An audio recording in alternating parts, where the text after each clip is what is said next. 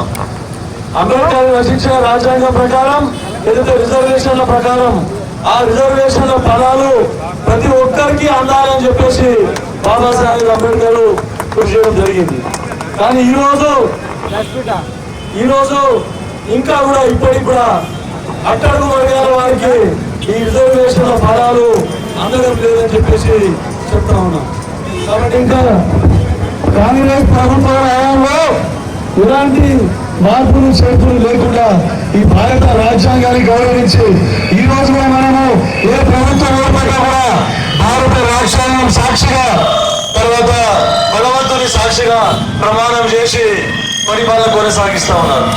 కానీ ఈరోజు కొన్ని ప్రభుత్వాలు కొన్ని పార్టీలు కేవలం మాటలకే పరిమితం చేసి రాజ్యాంగాన్ని తొంగలో నొక్కి రాజ్యాంగాన్ని వక్రీకరించి మొత్తం పక్కన పెట్టేసి వారి ఇష్టం వచ్చినట్లు అప్రజాస్వామికంగా పరిపాలన కొనసాగించడం జరుగుతూ ఉన్నది.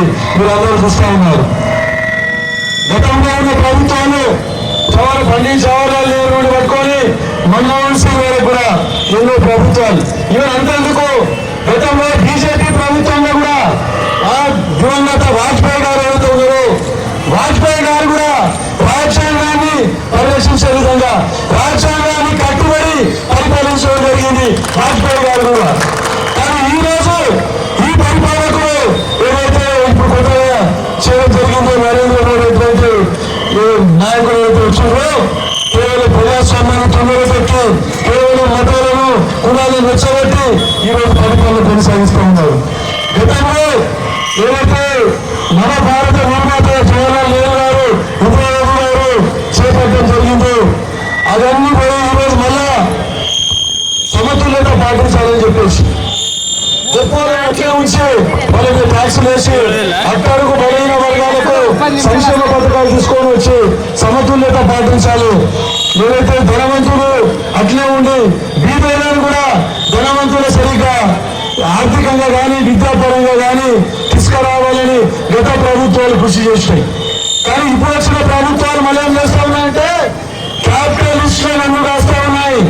ఆదాని అంబానీ అట్లాంటి క్యాపిటలిస్టులు వాళ్ళ వెన్ను కట్టి వాళ్ళని ప్రోత్సహిస్తూ ఉన్నాయి. ఆర్థిక సమతుల్యత అనేది లేకుండా పోతా ఉన్నది. బీదోడుగానే మిగిలిపోతున్నాడు, ఉన్నోడుగానే మిగిలిపోతున్నాడు. కాబట్టి ఈ రాజ్యాంగాన్ని భారత రాజ్యాంగాన్ని పరిరక్షించుకోవాల్సిన పరిస్థితులు ఆసన్నమని కాబట్టి సోదరులారా ఆచి తూచి మనం ప్రభుత్వాలు ఏర్పాటు చేసేటప్పుడు మన నాయకులను ఎన్నుకునేటప్పుడు ఆచి తూచి భారత రాజ్యాంగాన్ని కట్టుబడి ఏవైతే పార్టీలు భారత రాజ్యాంగాన్ని కట్టుబడి పరిపాలిస్తాయో ఎవరైతే పార్టీలు బీదల గురించి సంక్షేమం గురించి ఆలోచిస్తాయో అట్లాంటి పార్టీలనే అట్లాంటి నాయకులనే మనం ఎన్నుకోవాలని చెప్పేసి ఈరోజు అంబేద్కర్ స్ఫూర్తిగా ఈరోజు మీకు అందరికీ నేను చెప్తూ సెలవు తీసుకుంటున్నాను.